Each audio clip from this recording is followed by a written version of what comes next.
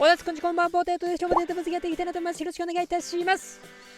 今日はですね、サビオラの足裏コントロール調べてみたやっていきたいなと思います。この新しいサビオラね、今回来ましたよというところでこんなコメントいただきました。今回のサビオラね、足裏コントロールと有無の差をね検証してほしいということでリクエストありがとうございます。ということで確かにそうなんですよね。昔のサビオラってね、足裏コントロールついてて、で今回のサビオラついてないんですよね。なのでこの差をですね、ちょっと改めて今回ねまたやっていきたいなと思います。検証方法ですね。検証方法は iPhone に動きを記憶させてですね、やっていきたいなと思います。で、使っていく選手はもちろんこの2人、サビオラになっていきます。ドリブル、スピード、瞬発ですね。ここ全部合わせてきましたよという形で、この状態で足裏の有無でね、どうなるのか見ていきましょう。まず足裏コントロールなしですね。今回のサビオラになっていきます。でもサビオラね、168センチという時点でね、かなりドリブルしやすいんだよね。なので、そこでね、足裏コントロール差があるのかって感じはしますが、どうだろうな。でも、見ててもやっぱりかなりレスポンスもいいですよね。かなり反応はよくできてたのかなっていう印象はありますね。はい、ここから足裏コントロールありの方ですね。昔のサビオラになっていきます。このサビオラもかなり良かったよね。出た時めちゃめちゃ使ってる人多かったなっていう印象はあるんですけど、これが足裏コントロールでね、どう変わっていくのかというか、どう違いが出てくるのかっていうところが気になりますけども、どう見ててどう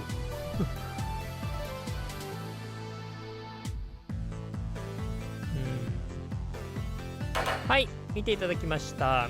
どうだろうね。どっちもいい感じじゃないですか。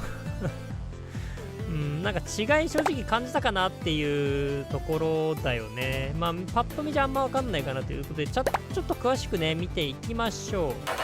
ちょっと比べてみたんですが、違いがね、分かりやすく出たところを比べてみたんですけど、ここね。はい。ここでですね、まずアウトサイドでタッチしてますよね、なしの方は。で、この後、ありの方はですね、足裏でね、こうやってコントロールしてるんですね。これね、ちょんって。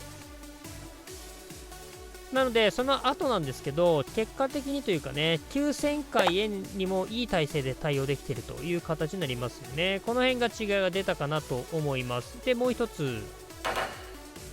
ここもね、ここなんですけど、今のタッチのとこなんですけど、こっちにありの方はここで足裏でね、こういうコントロールしてるの分かりますよね。で、なしの方はインサイドでね、タッチしているという形になりますと。これ、インサイドが悪いわけじゃないんですけど、次への動作が、影響しそうな対戦の違いというのはこう見ても分かりますよね。で、あとはこういうところですね。ものすごい差があったわけではないんだけど、ここね、これちょっと詳しく見ると、ここ分かりますかね。これちょっと一つ一つ見ていきましょうか。なしの方はこれね、こういう感じ、インサイドタッチしてますよね。で、ありの方なんですけど、同じように見えるんだけど、これ微妙にこの足裏でコントロールしてるの分かります？これちょんって、これね、この違いがものすごい差が出たわけじゃないんですけど、こういう風に足裏が優先されるってことは分かりましたね。で、もう一つ分かりやすいとこ持ってきました。ビタ止めでこうね、急に止まった時ですね、ボールがね、こう流れちゃってるの分かりますかね。これコロコロコロコロって流れてっちゃってんの、止まってないんですよね。で、これが足裏コントロールありだとこんな感じで、ある程度はねピタッと止まると、若干回る部分もあるけど、基本止まると感じですね。多少流れるは流れるんですけど、割と止まってますよね。この辺りがですね、足裏コントロールの違いかなと思います。というところで今日は結論です。足裏コントロールがあると次の動作が安定するとします。はい、ということでね、いろいろ見てきましたけども、ただね、足裏コントロールの、違いはね、すごく分かったかなと思うんですが、ただね、サビオラは正直なくても全然問題ないのかなっていう気はしました。見比べるとね、違いはあったんですけど、そもそもサビオラのドリブルが機敏すぎるので、そんなにね、違いは感じなかったかなって感じなんですけど、逆に言えばですね、そんなサビオラですら違いがあったんですよね。っていうことはですよ、やっぱり、高身長の選手につけるっていうのはかなりおすすめしたいなと思います。特にちょっとボールをキープしたいね、選手、中盤とかね、で、高身長の人とかに関してはこれでつけてあげると良いかなと思いますので、参考にしてみてください。で、今回のサビオラには無理してつけなくていいかなと思うんですけど、余ってるぐらいだったらつけちゃった方がいいかなと思います。はい、ここからは雑談になっていきます。今回のサビオラは確かに能力すごく高いし、いいですよね。前回のサビオラに関しては正直ね、効果つけたいのが強いので、そこがつけれるかどうかによるかなと思います。で、あとね、今回 X で、今回のテーマ分かった人変態ですって言ったらですね、結構みんな言ってくれてですね、これ変態が多くて嬉しいですね。ありがとうございます。いろいろね。いや、本当にね、ただ今回分かった人もいたんですけど、瞬発とか逆足とかにね、明言してる人もいて、確かにそうだなと思って、この辺も気になるんで、もし被害があったらね、ちょっとこの辺もまたね、検証していきたいなと思います。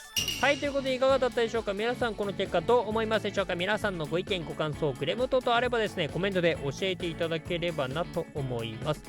年内3万人を目指しておりますので、この動画良かったら、参考になったら、面白かったなと思った方はですね、高評価、チャンネル登録をしていただけるとすごく励みになります。どうぞよろしくお願いいたします。ということで今日はね、足裏コントロールやってきました。この優秀さもね、分かったところではあるんですけども、このサビオラの168センチのね、良さも分かったかなと思います。現環境でかなり刺さるかもしれないですね。というところでね、参考にしてみてください。ということでまた次回の動画でお会いしましょう。